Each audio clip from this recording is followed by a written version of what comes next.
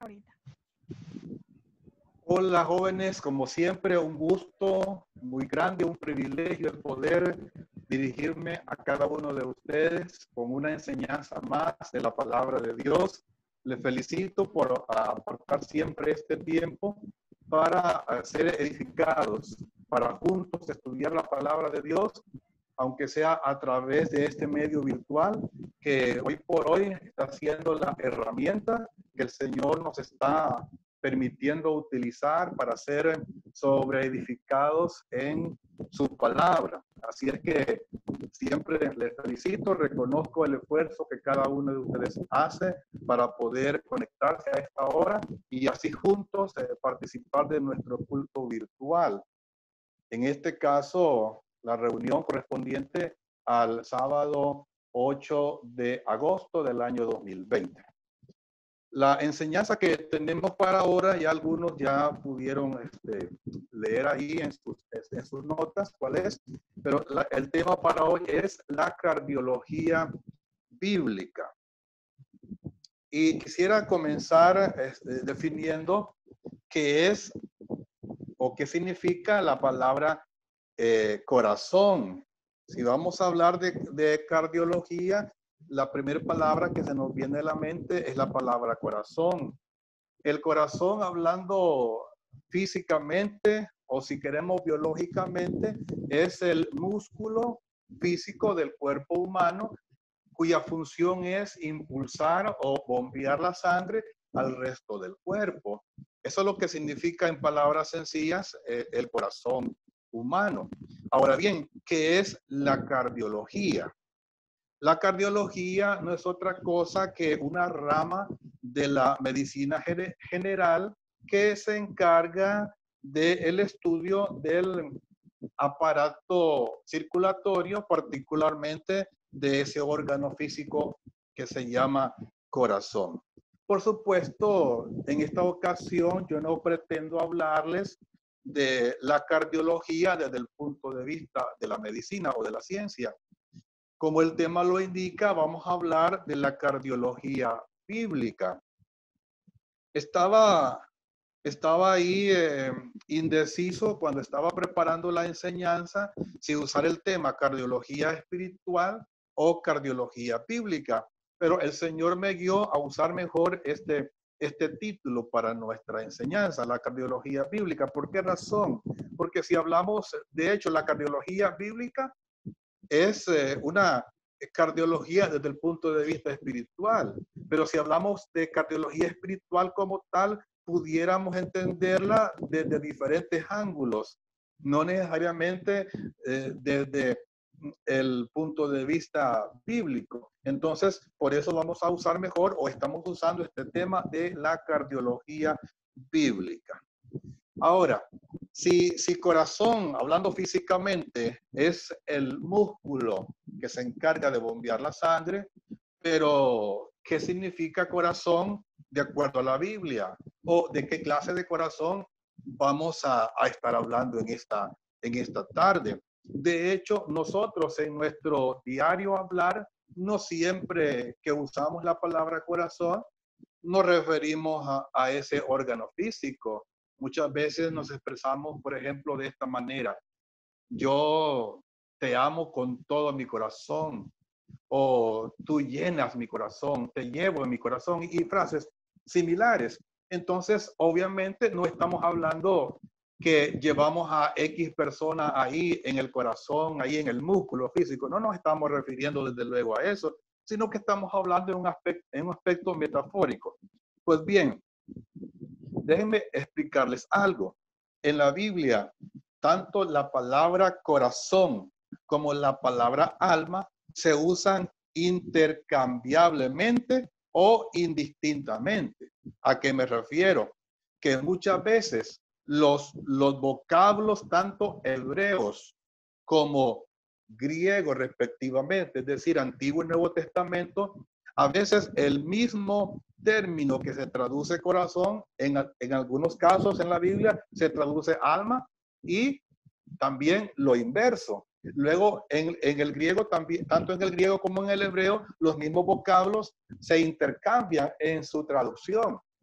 A tal punto que esto nos lleva a entender por qué en Mateo capítulo 22 y versículo 37, que es uno de los versículos que forman parte del texto que usamos como base en la enseñanza que les compartí anteriormente, semanas atrás, en ese versículo el Señor dice: amarás al Señor tu Dios con todo tu corazón, con toda tu alma y con toda tu mente. Si ustedes se fijan ahí, da a entender que corazón, alma y mente son algo diferente. Sin embargo, en otros pasajes de la Escritura, los atributos del corazón se le adjudican al alma y viceversa. Lo cierto, jóvenes, es que el hombre es un ser tripartito. Yo creo que eso se los mencionaba la vez anterior. El hombre posee espíritu, alma y cuerpo. Por eso decimos que es un ser tripartito. No es en ninguna manera un ser cuadripartito. Es decir, que posee espíritu, alma, cuerpo y corazón. Si quisiéramos agregar un elemento más al ser humano, entonces diríamos que el ser humano es un ser cuadripartito. Pero entonces el elemento corazón está más arraigado a lo que es el alma. Aún en cuanto a Dios, la Biblia le atribuye tanto alma como corazón. Y les voy a mencionar dos citas bíblicas para que podamos tener el contexto lo más amplio y claramente posible de lo que estoy tratando de explicarles en esta parte introductoria del desarrollo de este tema. Quiero que busquen conmigo, por favor, en Isaías capítulo 42 y versículo 1. Isaías 42 y versículo 1. Veamos qué dice ahí Isaías 42, 1. Dice, aquí, mi siervo, yo le sostendré, mi escogido, en quien mi alma, note, si puedes subrayar esa expresión, mi alma, sería recomendable. Dice, en quien mi alma tiene contentamiento.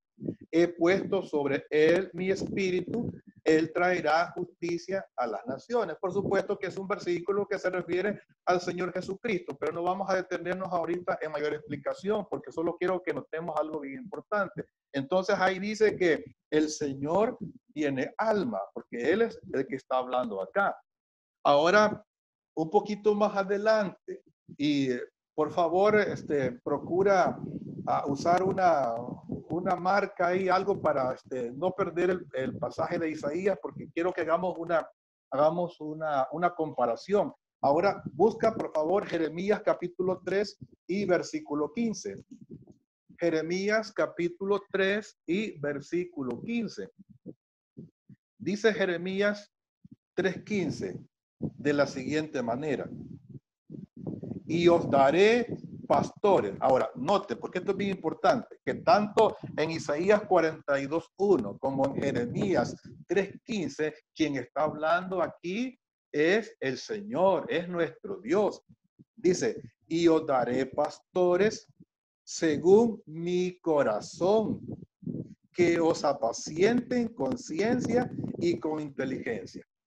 Ahora, para que podamos hacer un ejercicio ahí y ver y entender mejor lo que yo les acabo de explicar, cómo tanto corazón como alma se intercambian en la Biblia. En el pasaje que leíamos de Isaías 42, bien podríamos leerlo así: he aquí mi siervo, yo le sostendré, mi escogido, en quien mi corazón tiene contentamiento. Podríamos usarlo así y no le cambiaría en nada el significado a las palabras de este versículo 1 de Isaías 42. Ahora vamos a Jeremías 3:15. Podríamos leerlo así si quisiéramos: y os daré pastores según mi alma, que os apacienten con ciencia y con inteligencia.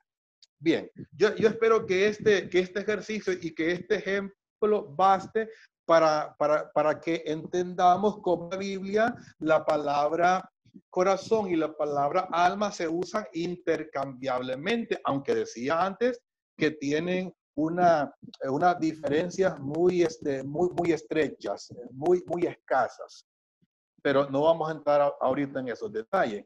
Es un caso parecido a lo que sucede con la palabra alma y espíritu. Todos sabemos, a lo menos los que hemos tenido un poquito de más acercamiento al estudio sistemático de la Biblia, nos damos cuenta que alma y espíritu son diferentes. Sin embargo, en muchos, no pocos, sino muchos pasajes de la Escritura, se usa alma y espíritu intercambiablemente.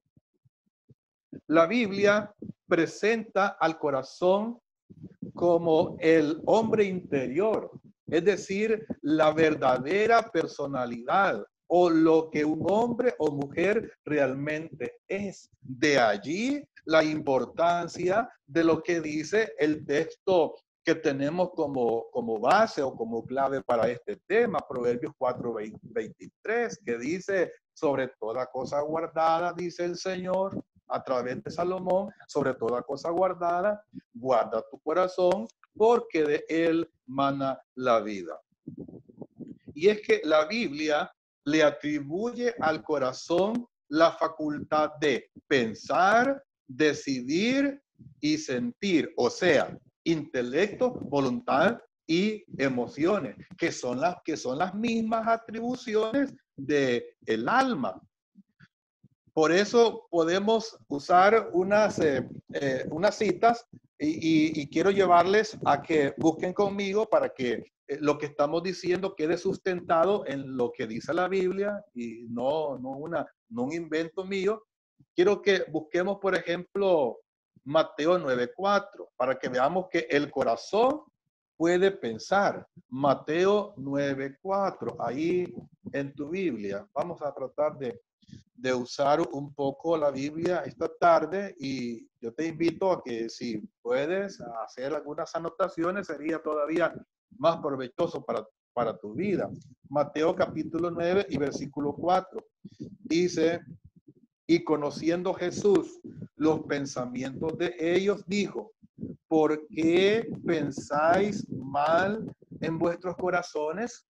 Note que aquí se le está atribuyendo, y son palabras de Jesús, se le está atribuyendo al corazón la facultad y la capacidad de pensar. Y por supuesto, para cada uno de estos aspectos hay mucha abundante evidencia bíblica que pudiéramos ocupar, pero por razón de tiempo solamente un texto vamos a usar para cada aspecto que yo estoy subrayando. En segundo lugar, al corazón también se le atribuye la facultad de decidir, o sea, el elemento voluntad. Veamos qué dice Daniel capítulo 1 y versículo 8. Daniel capítulo 1 y versículo 8. Dice así, y Daniel propuso, o sea, si queremos parafrasearlo, Daniel decidió. Pero ¿dónde tomó la decisión? Daniel dice, y Daniel propuso en su corazón no contaminarse con la porción de la comida del rey, ni con el vino, y luego sigue diciendo ahí el versículo.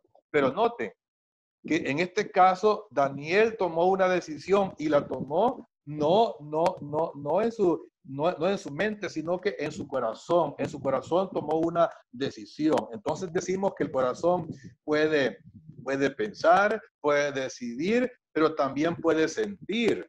Normalmente al corazón se le atribuyen todos los sentimientos, pero estamos viendo que el corazón no solamente es el asiento de las emociones, sino que también de la voluntad y del intelecto. Pero veamos este tercer elemento, el corazón también puede sentir. Juan capítulo 14 y versículo 1.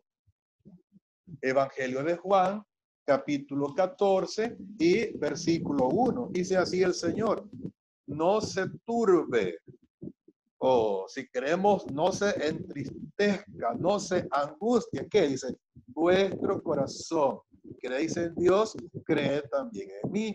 Entonces el corazón también puede sentir.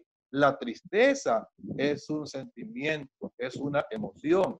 Y pudiéramos mencionar otras más emociones que se le atribuyen al corazón. Entonces, con esta introducción, yo espero que nos quede claro a qué nos vamos a referir en esta enseñanza cuando hablamos de la cardiología bíblica.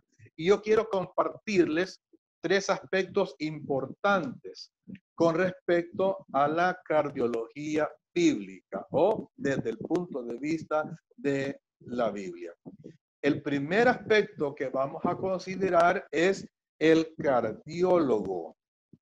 ¿Quién es un cardiólogo? Bueno, es la persona capacitada para tratar problemas del corazón físico, hablando desde el punto de vista médico. Pero aquí vamos a ver el cardiólogo desde el punto de vista espiritual, bíblico. Quiero que busquen conmigo este pasaje famoso y conocido, espero, para la mayoría. Jeremías capítulo 17, versículos 9 y 10. Jeremías capítulo 17, versículos 9 y 10. Dice así esta porción. Yo sé que quizás algunos muchachos o muchachas no van a lograr encontrar los pasajes con la rapidez que quizás se deseara, pero no puedo estarlos esperando porque entonces no vamos a avanzar. Yo se los voy a leer y si tú no lo encuentras, pues yo voy a leerlo tal como está escrito ahí. Dice Jeremías capítulo 17 y versículo 9. Engañoso es el corazón más que todas las cosas y perverso, ¿quién lo conocerá? Ahora, quiero que te enfoques y nos enfoquemos en el versículo 10. El versículo 9 lo vamos a volver a tomar más adelante o a retomar. Dice el versículo 10, yo Jehová. La pregunta que hace en el versículo 9 es, ¿quién lo conocerá? ¿Quién conocerá el corazón? Y el versículo 10 dice, yo Jehová, que escudriño la mente, que pruebo el corazón para dar a cada uno según su camino, según el fruto de sus obras. Y por supuesto, necesitaríamos quedarnos más ahí y profundizar más en esos versículos, pero no tenemos todo el tiempo para ello. Quiero ahora que busquen el Salmo 44, versículos 20 y 21. Salmo capítulo 44. Y el Salmo 44, el versículo 20 y 21. Dice así la palabra de Dios. Salmo capítulo 44, versículo 20. Si nos hubiésemos olvidado, dice el versículo 20. De hecho, el versículo clave que nos interesa es el versículo 21, pero para que tengamos la idea más clara, vamos a leer desde el versículo 20. Dice, si nos hubiésemos olvidado del nombre de nuestro Dios o alzado nuestras manos a Dios ajeno, ¿no demandaría Dios esto? Es una pregunta. Y luego responde, porque Él conoce los secretos del corazón. Dios conoce los secretos del corazón. Qué interesante. Ambos pasajes son muy interesantes. Ahora, es un hecho que ningún hombre puede ver el corazón de otro. Eso es un hecho irrefutable. Ninguna persona tiene la facultad o la capacidad de poder ver el corazón de otra persona. Pero ¿cuánto daríamos los que somos padres de familia por poder ver el corazón de nuestros hijos? De conocer, como dice el Salmo 44, 20, el versículo 21, conocer los secretos de nuestros hijos. No sé si los que son padres y que me están oyendo comparten ese pensamiento. ¿Cuánto daríamos los padres conocer o poder ver el corazón de nuestros hijos? Sobre todo cuando tenemos sospechas o tenemos motivos para pensar que nos están ocultando alguna verdad. Y entre más grandes, son nuestros hijos, a veces hay más motivos que los padres tenemos para pensar que nuestros hijos nos están ocultando cuántas cosas. Repito, ¿cuánto daríamos los que somos padres por poder ver el corazón de nuestros hijos? Pero no se puede. Los jóvenes solteros, ¿cuánto daría un jovencito soltero poder ver el corazón de la muchacha que a él le agrada o que a él le gusta o que pretende o que quizás ya son novios? ¿Cuánto daría él por ver el corazón de la muchacha y saber si las palabras que está oyendo, que salen de la boca de ella, son realmente la verdad? O caso opuesto, ¿cuánto daría una jovencita por ver el corazón de un muchacho que quizás la pretende, que quizás le dice cuántas cosas bonitas, pero ella tiene razones también para pensar que no le está diciendo la verdad? ¿Cuánto daría por poder ver el corazón de ese muchacho? Y aún los que somos casados, hermanos, hermanas, aún los que somos casados, en algunos casos, ¿cuánto daríamos o cuánto quisiéramos poder ver el corazón de nuestro cónyuge, de nuestro esposo o esposa y saber a ciencia cierta si las palabras que salen de su boca salen de su corazón? Pero como digo, eso es totalmente imposible. Dios, déjeme decirle, Dios no solo puede ver el corazón, sino que Dios es lo primero que Él ve en nosotros. Quiero ponerle un ejemplo de cuando el profeta y sacerdote Samuel fue enviado por el Señor a ungir al rey que iba a sustituir al rey Saúl. Yo sé que algunos conocen ese relato, pero yo prefiero mejor que lo leamos. Y si tú puedes buscarlo conmigo, está ahí en el primer libro de Samuel, capítulo 16. Primer libro de Samuel, en el capítulo 16. El versículo 6 y 7 vamos a leer solamente. Dice el primer libro de Samuel, capítulo 16, versículo 6. Y aconteció, aquí ya Samuel se había presentado con Isaí y había ya organizado la reunión con Isaí y con sus hijos. Y dice el versículo 6, y aconteció que cuando ellos vinieron, él, o sea, Samuel, vio a Eliab. Eliab era el hijo mayor de Isaí. Vio a Eliab y dijo: de cierto, delante de Jehová está su ungido. En otras palabras, Samuel dijo: este es el elegido, este es a quien yo voy a ungir como el futuro rey de Israel. Pero note, si está leyendo conmigo, note, préstele atención a las palabras del versículo 7. Y Jehová respondió a Samuel: no mires a su parecer, ni a lo grande de su estatura, porque yo lo desecho.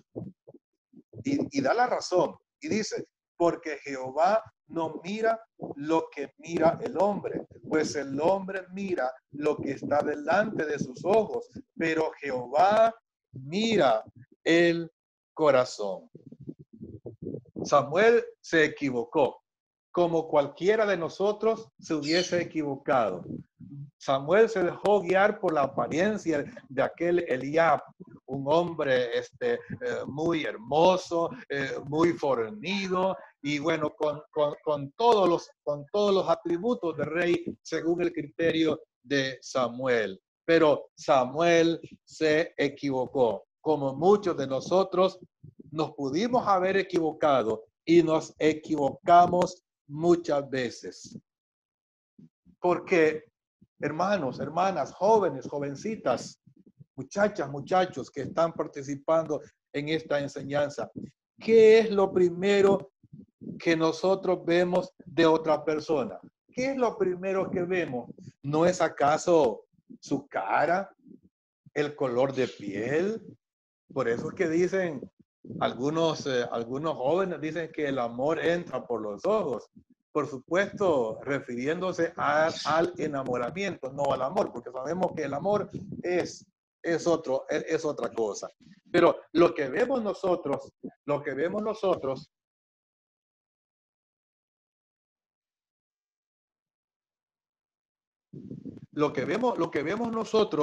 en primer lugar, en primera instancia de otra persona es su apariencia, su cara, los ojos, la sonrisa quizás, o quizás su forma de caminar, su forma de vestir.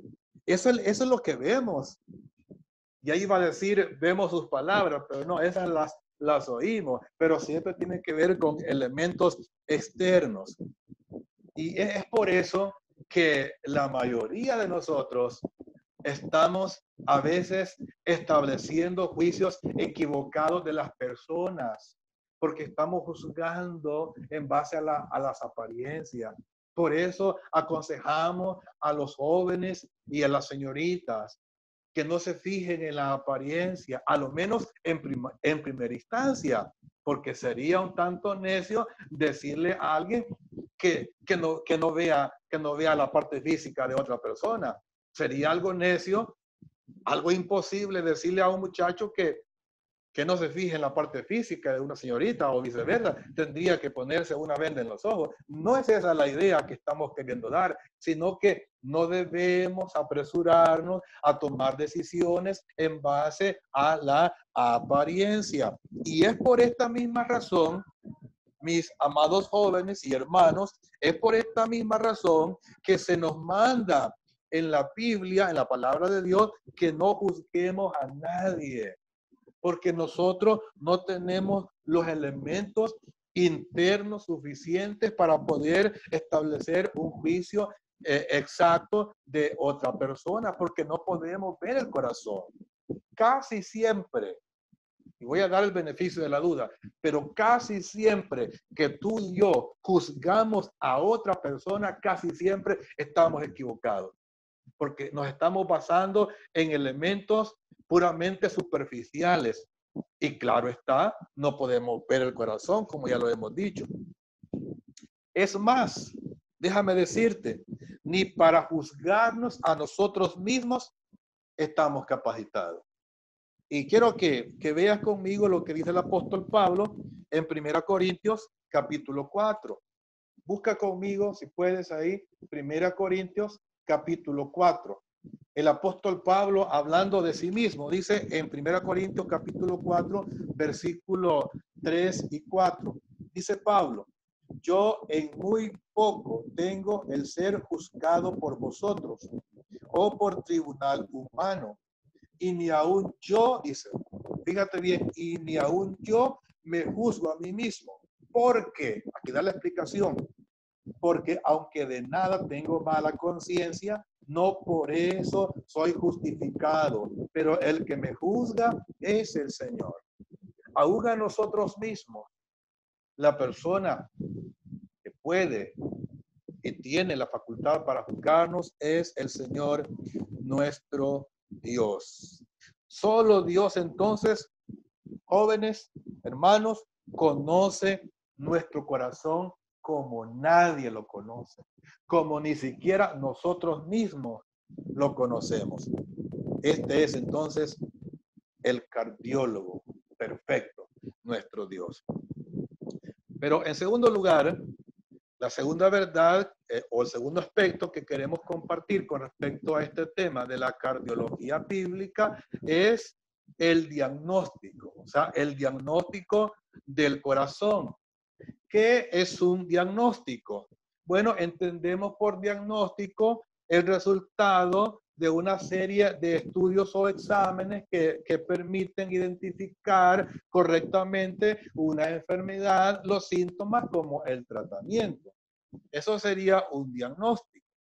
Hablando del corazón físico, la persona capacitada y autorizada para dar un diagnóstico certero del corazón es un cardiólogo, un profesional, alguien que se ha preparado en esa rama de la medicina. Ahora, espiritualmente hablando o bíblicamente hablando, ya vimos que el cardiólogo nuestro es el Señor nuestro Dios. Ahora veamos el diagnóstico del corazón que el cardiólogo nos da en su palabra. Quiero que veamos en primer lugar en el libro de Génesis, capítulo 6. De hecho, en este versículo que vamos a considerar de Génesis, capítulo 6 y versículo 5, es la primera vez en toda la Biblia que aparece la palabra corazón. Veamos lo que dice Génesis, capítulo 6 y versículo 5. Dice de la siguiente manera: y vio Jehová que la maldad de los hombres era mucha en la tierra y que todo designio, la palabra designio significa propósito, significa un plan o también una decisión. Dice que todo designio de los pensamientos del corazón de ellos era de continuo solamente el mal. Ahora yo quiero preguntarte a ti, si Dios hiciera un diagnóstico del corazón de cada hombre en la actualidad, yo te pregunto, ¿crees que sería el mismo diagnóstico que hizo del corazón del hombre en el tiempo de Noé? ¿O crees tú que ha mejorado el diagnóstico? ¿Crees que el hombre está mejor ahora que antes? ¿Alguien podría darme esa respuesta, por favor? ¿Qué piensas tú?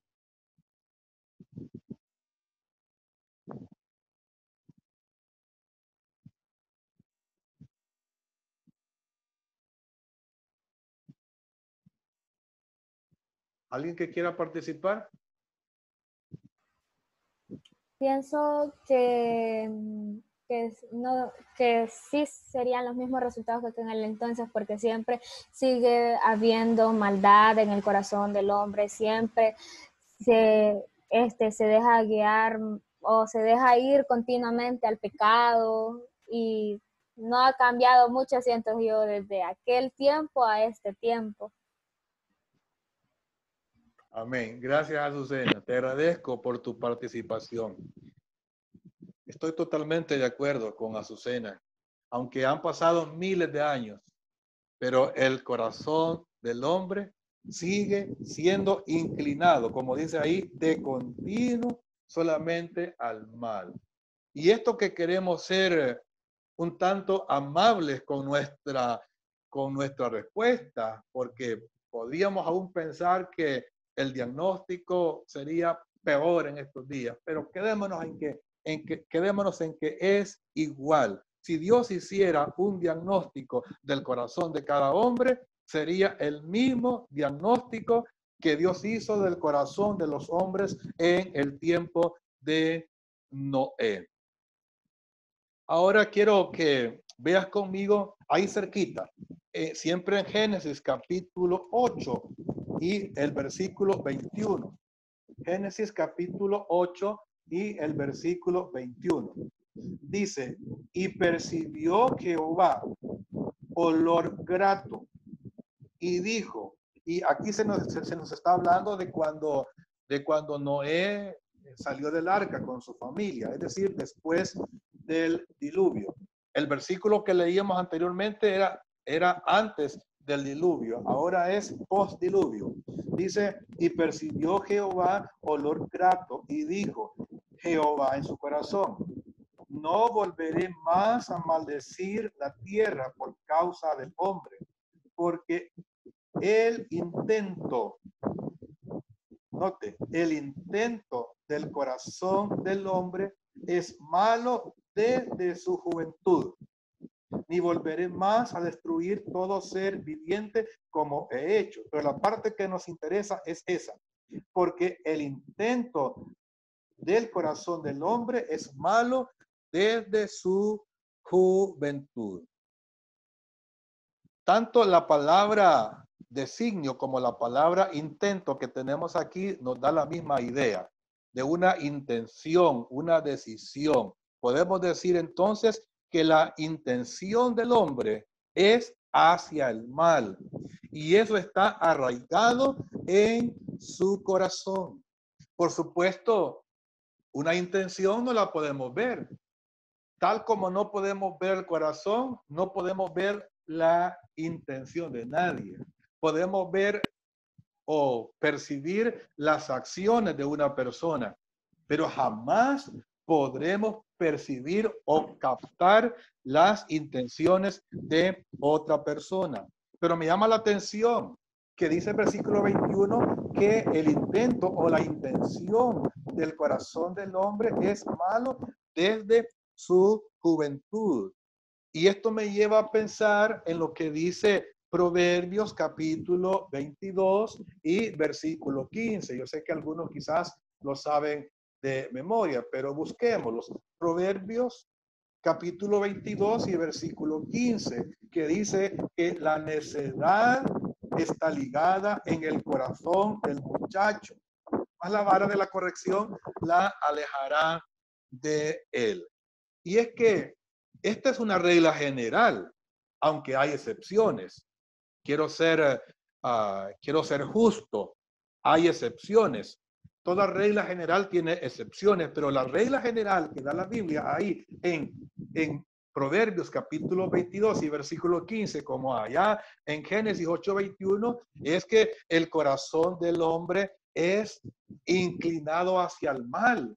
Y dice ahí, desde su juventud, la idea es que desde temprana edad, desde que el hombre es un muchacho, si queremos, es un niño, su corazón está inclinado al mal, o hacia el pecado. Y repito, hay excepciones, por supuesto. No estoy diciendo que todos los jóvenes sean más propensos al pecado o a la maldad. Quiero que veamos esta otra cita. Jeremías capítulo 17 y versículo 9, que leímos anteriormente, pero les dije que íbamos a regresar a este versículo. De Jeremías capítulo 17 y versículo 9. Dice Jeremías 17:9, porque estamos estudiando ahorita el diagnóstico del corazón. Y ya vimos en Génesis, y ya vimos que tanto en Génesis 6:5 como en Génesis 8:21, que el corazón del hombre es inclinado al mal desde su juventud o desde muy temprano en su vida. Ahora veamos qué dice Jeremías 17:9. Dice, engañoso es el corazón, y note la expresión, más que todas las cosas, y perverso, ¿quién lo conocerá? Como si fuera poco el que Jeremías estuviera diciendo que el corazón es engañoso más que todas las cosas, dice que el corazón del hombre también es perverso. Y es por eso que no es recomendable confiar en nuestro corazón. Muchos hablan de las famosas corazonadas. Dicen, yo tengo una corazonada, y déjeme decirle que sería un tanto irresponsable y insensato llevar a cabo una decisión basados en una corazonada. Yo sé que hay personas que se mueven por corazonadas y aún hacen negocios y realizan viajes basados en una corazonada, es decir, en lo que el corazón les dictó. Pero quiero que veas conmigo Proverbios capítulo 3 y versículo 5, ahí un poquito atrás, Proverbios capítulo 3 y versículo 5. Veamos qué dice el sabio Salomón con respecto a eso de confiar en nuestro corazón. Y él lo expresa de esta manera en Proverbios 3:5. Dice, fíate de Jehová de todo tu corazón y no te apoyes en tu propia prudencia.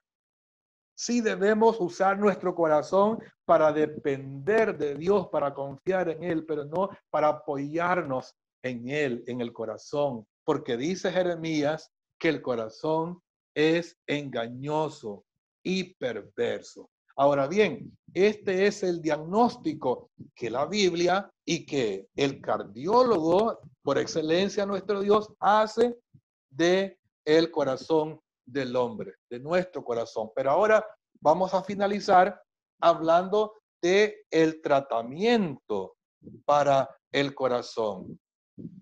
Así como en la parte física, no basta que un cardiólogo, desde el punto de vista médico o científico, le dé un diagnóstico a una persona del problema que tiene en su corazón.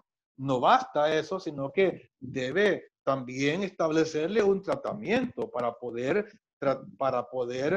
curar esa enfermedad o esa anormalidad que tenga en su corazón físico. De igual manera, el tema se quedaría incompleto si solamente nos quedamos con el diagnóstico que nos da nuestro cardiólogo, nuestro Dios, y no vemos el tratamiento. Pues ahora yo quiero que finalicemos esta enseñanza viendo el tratamiento que nos da nuestro cardiólogo a través de su palabra. Y vamos a ver tres aspectos o tres recomendaciones para poder tratar con el problema de nuestro corazón.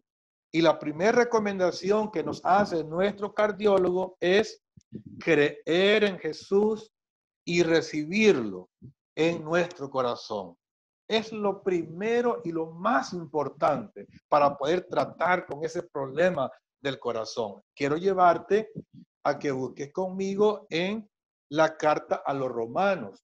Romanos en el capítulo 10, versículos 9 y 10, que también son uno de los pasajes con los cuales estamos bastante familiarizados los creyentes. Romanos capítulo 10, versículos 9 y 10, dice así: que si confesares con tu boca que Jesús es el Señor y creyeres en tu corazón que Dios le levantó de los muertos, serás salvo. Y luego dice el versículo 10, porque con el corazón se cree para justicia, pero con la boca se confiesa para salvación. Entonces, como vemos ahí en el pasaje, se nos está hablando de creer en Jesús en nuestro corazón. Pero yo estoy diciendo que la recomendación completa es creer en Jesús y recibirlo. Entonces, para ese segundo aspecto de esta recomendación, quiero llevarte un poquito atrás al Evangelio de Juan, capítulo 1, que es otro versículo muy conocido. San Juan, capítulo 1 y versículo 12. Dice así San Juan 1, 12. Mas a todos los que le recibieron. Ahora, si estás leyendo conmigo, ¿quiénes son los que le recibieron? Dice ahí, a los que creen en su nombre. Y está haciendo referencia a lo que ya leímos en Romanos capítulo 10, versículo 9 y 10. Dice, más a todos los que le recibieron, a los que creen en su nombre, le dio potestad de ser hechos hijos de Dios. ¿Cuántas personas se llenan la boca diciendo que creen en Dios, que creen en Jesús? Si tú le preguntas a uno de tus amiguitos o de tus amiguitas o el vecino, quizás al compañero, ¿y tú crees en Jesús? ¿Qué piensas que te va a responder? Casi con seguridad te va a decir que sí, que cree en Jesús. Pero si tú le preguntas, ¿y ya lo recibiste en tu corazón? Algunos quizás sin entenderlo van a decir que sí, porque algunos piensan que recibir a Jesús consiste en una ceremonia que se les practica cuando son recién nacidos. Por la Biblia sabemos que eso no es recibir a Jesús. Pero algunos quizás más sinceros van a decir, pues no, eso no lo he hecho. Entonces, solo quiero que entiendan conmigo que tanto es importante creer en Jesús en nuestro corazón como también recibirlo en nuestro corazón. Ahora tenemos que explicar también, yo tengo que explicar, porque tenemos que entenderlo claramente, en qué consiste recibir a Jesús. Para que tengamos una idea, de lo que significa ese verbo o esa palabra recibir en la Biblia, quiero llevarte a un tan solo pasaje que espero sea lo suficientemente claro para que podamos entender qué quiere decir Jesús o San Juan en este caso cuando habla de los que recibieron a Jesús. Dice San Juan capítulo 19. Si estás en San Juan 1, un poquito más adelante, siempre en San Juan, el capítulo 19 y versículos 26 y 27. San Juan 19, versículos 26 y 27. Este relato corresponde al suceso cuando Jesús estaba crucificado, cuando Jesús estaba en la cruz. Y ve conmigo lo que dice el versículo 26. Cuando vio Jesús, que estando en la cruz el Señor, dice, cuando vio Jesús a su madre, o sea, a María, y al discípulo a quien él amaba, creemos que se refiere a Juan, dice que estaba presente, dijo a su madre, mujer, he ahí tu hijo. Versículo 27. Después dijo al discípulo, he ahí tu madre. Ahora, esta es la parte que me interesa, que puedas fijarte bien. Esta parte última del versículo 27 dice, y desde aquella hora el discípulo la recibió en su casa. ¿No?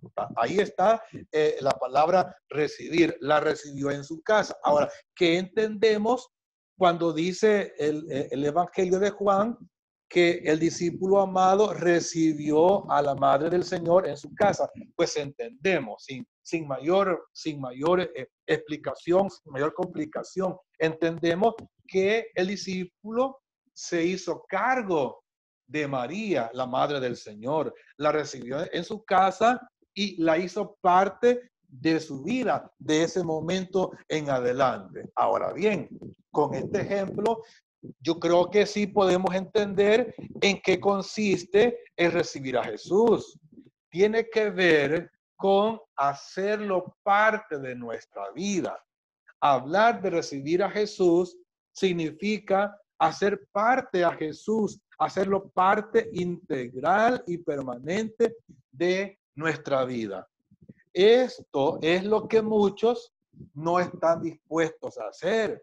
Muchos están dispuestos quizás a creer en Jesús o a quizás ser parte de una religión o de una denominación, pero lo que no están dispuestos a hacer es a comprometerse a recibir a Jesús, y algunos que bien lo entienden, porque cuando se les habla de recibir a Jesús, dicen, pues no, fíjese o fíjate fulano que no, todavía no estoy preparado, pero en el fondo ellos entienden que recibir a Jesús implica un compromiso, que tienen que dejar algunas cosas y adoptar nuevos hábitos. Algunos hasta dicen, no, pero es que eso de recibir a Jesús, eso es un compromiso, o sea que bien lo entienden. Pero es lastimoso también, jóvenes, hermanos, hermanas, es lastimoso que otros muchos solo se han unido a una iglesia mediante una profesión de fe, quizás manifestada a través de levantar una mano, quizás las dos, o quizás hacer una oración. Y no digo que eso sea malo, porque eso es lo que pedimos a las personas que van a recibir a Jesús y a creer en Él. Eso es lo que pedimos que hagan. Lo que estoy diciendo que algunos o muchos creyentes no han entendido, después de años quizás de haber hecho una profesión de fe, no han entendido en qué consistió recibir a Jesús. Es por eso que a la hora de que presentamos el evangelio o el plan de salvación a una persona que no conoce a Jesús y le vamos a invitar para que reciba o para que acepte a Jesús y le vamos a invitar a que haga una oración, tenemos que ser muy cuidadosos y explicarle en qué consiste recibir a Jesús. Tiene que ver con un compromiso, con una relación personal que se inicia en ese momento, haciendo a Jesús parte vital de toda nuestra vida. Entonces, en primer lugar, la primera recomendación para tratar al corazón es creer en Jesús y recibirlo en el corazón, por supuesto. En segundo lugar, la segunda recomendación de este tratamiento para el corazón es cuidar lo que sale, cuidando lo que entra. Repito, cuidar lo que sale del corazón. ¿Cómo lo vamos a hacer? Cuidando lo que entra. Veamos qué dice Mateo 15:19, para que podamos aclarar este pensamiento que les acabo de mencionar. Dice Mateo capítulo 15 y versículo 19. Dice el Señor Jesucristo: porque del corazón salen los malos pensamientos, los homicidios, los adulterios, las fornicaciones, los hurtos, los falsos testimonios, las blasfemias. Dice el Señor Jesucristo que estas cosas, estos pecados, salen del corazón. Pero realmente para que salga del corazón algo, es porque tuvimos que haber llevado al corazón algo también. Quiero que un poquito atrás, busca conmigo, por favor, en el capítulo 12, siempre de Mateo, versículos 34 y 35. Dice Mateo 12, 34 y 35. Generación de víboras, ¿cómo podéis hablar lo bueno siendo malos? Y luego dice, porque de la abundancia del corazón habla la boca. El hombre bueno del buen tesoro del corazón saca buenas cosas, y el hombre malo del mal tesoro saca malas cosas. Entonces, para cuidar lo que sale de nuestro corazón, tenemos que cuidar lo que entra. ¿Y qué está entrando a nuestro corazón? O más bien, ¿qué es lo que debe entrar a nuestro corazón? ¿Qué es lo que debemos procurar que entre a nuestro corazón para que lo que salga sean cosas buenas? Bueno, quiero llevarte entonces a el Salmo 119, que es otro pasaje muy conocido. Salmo 119. Veamos qué dice el Salmo 119, el versículo 9 y 11. Dice Salmo 119, versículos 9 y 11. ¿Con qué limpiará el joven su camino? Y la respuesta está en el mismo versículo. Con guardar tu palabra. Ahora nota lo que dice el versículo 11.